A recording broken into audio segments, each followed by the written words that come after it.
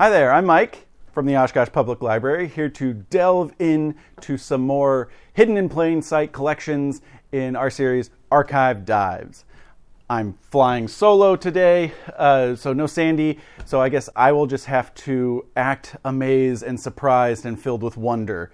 Look at that, that's incredible. So today we're looking at a collection from one of kind of the most important people ever to be born and from Oshkosh, though I think he's somewhat lesser known. In fact, until I moved here, I didn't even know he was from Oshkosh. We're looking at the Lewis Hine Collection. So Lewis Hine was an American sociologist, kind of muckraker photographer, whose photos were absolutely instrumental in capturing the working class, the immigrant class in the early 20th century, and especially for getting support in Congress to pass the first child labor laws in the United States. Hine was actually born in Oshkosh in 1874, but moved away around the turn of the century to attend college in Chicago and later New York. He most famously became the photographer for the National Child Labor Committee, where you can see some of his most iconic work stems from that position. So we buy pretty much anything published about Lewis Hine. You can see a number of fantastic photo books documenting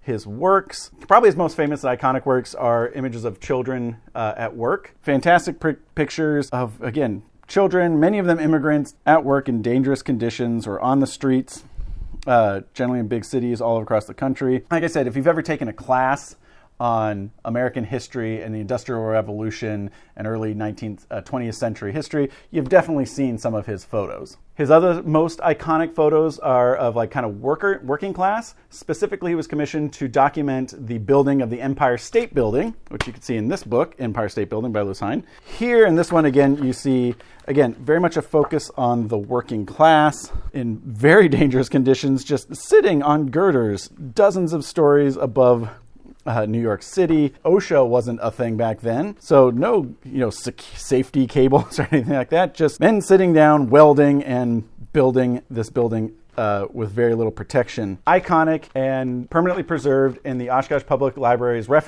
local history reference collection. Some of these books we have duplicates of in the circulating collection, which you can check out. But if you ever want any of these, you can find them in the catalog. Ask your just trusty reference librarian at the reference desk to get them out for you, where you can read and peruse the works of this important Oshkoshian.